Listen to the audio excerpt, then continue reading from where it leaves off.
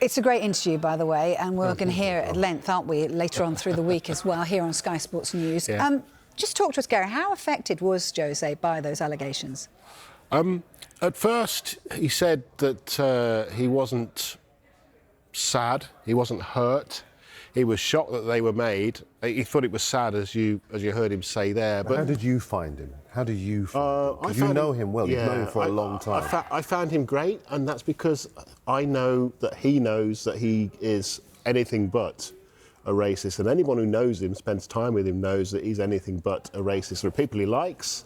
There are people he doesn't like. About his demeanour. I mean, I think we know him from the Premier League as being really confident, bombastic, and I've just been watching all of this, and I've just noticed something about his demeanour, not in terms of what his position is or anything like that, but just about his demeanour. So I was just wondering if you kind of felt that there'd been any shift in that this week. I found him to be the same as I've always found him since I've been lucky enough to know him well, and that is, frankly, the nicest person I've ever met in football. I can't talk about some of the things he's done for me in private and some of the things he's done for other people in private.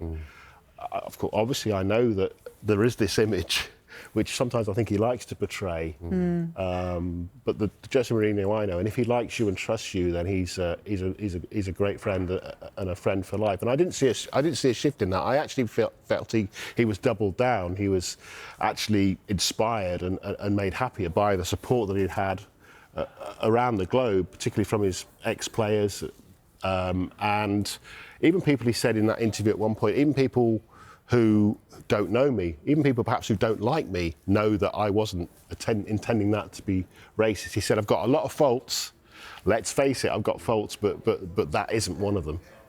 What did you make of the comments? You know, Gary asked him whether he regretted using the phrase jumping like monkeys. Was it clumsy? What did you make of it when you heard of it? On the night of the press conference, I had it sent to me and I looked at the comments. I looked at the footage, and it didn't strike me as something that I was particularly concerned about. He was trying to use an analogy to describe what he felt would be the reaction of the opposing bench. I think he was justified in making the analogy. I didn't read anything into it negatively.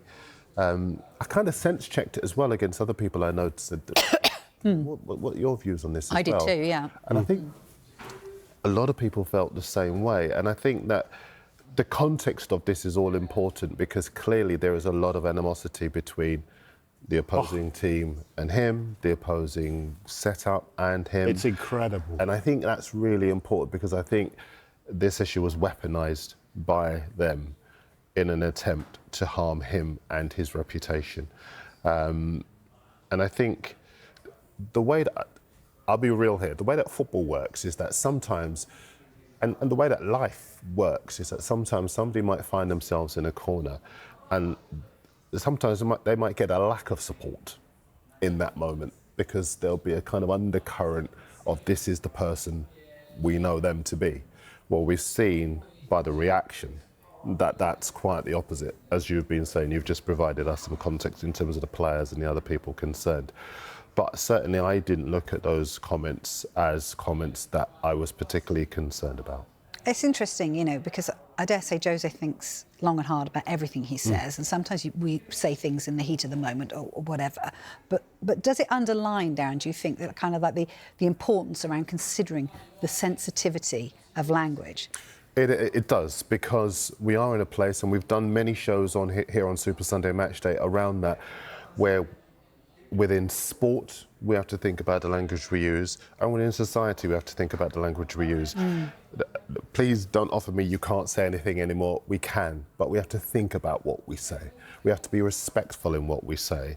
But also we can use analogies. That is allowed. You know, we can describe and articulate something that we see in a way that we feel is most appropriate. Running like a greyhound. Well, exactly. And I think as far as that particular situation is concerned, what he was trying to say was that the players, or the bench, in a moment of controversy, would try adversely to influence the officials. They'd be all over him, they'd jump all over him.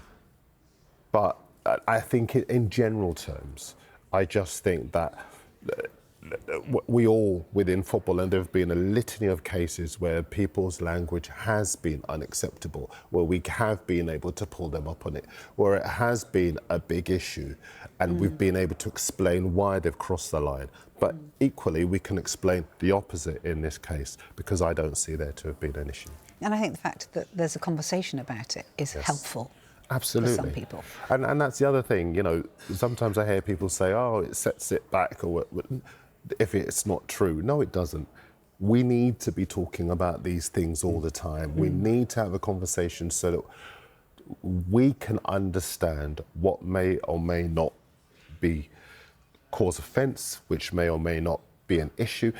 To be clear, Mourinho is a stage manager. He's somebody who thinks about everything he says every time he says it. Every time you see him in the public domain, he understands why he is saying something, but he also understands people. You know, from my experience with him, from other people's experience with him, some of which you may see, some of which you don't, he understands people, and he understands decorum and ethics and all that kind of thing. So from what I have seen, there is nothing about this situation. There's nothing that I could say strikes me as being something that we would need to devote any more time to.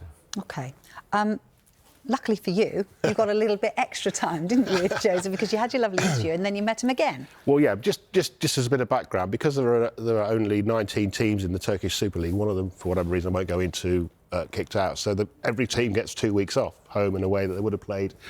So Fenerbahçe haven't got a game this weekend. The next game is Rangers on Thursday. So I didn't realise Jose was on the same plane home on Friday night as I was, which is fine. Man of the people, though, because very, very rarely you don't get taken straight to the Terminal 5. You have to get off the plane, down some steps, get on the bus. It's a very, very manky bus, I have to say, as you know, I'm sure. So Jose's hanging off, standing on the bus. All these people bumped into him on the bus. So, yeah, absolutely fine. Baseball cap on, but absolutely fine. Had a little bit of a chat. And before I left, actually, he gave me a little gift. Don't worry, guys, I've got something on underneath. It's only a T-shirt, don't worry. Yeah. Sunday morning and it's early. And that's...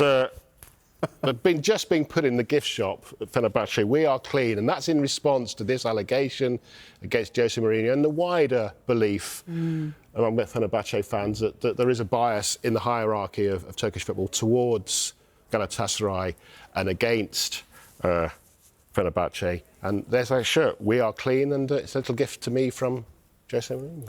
I'm not taking this top off, Vicky. Neither am I.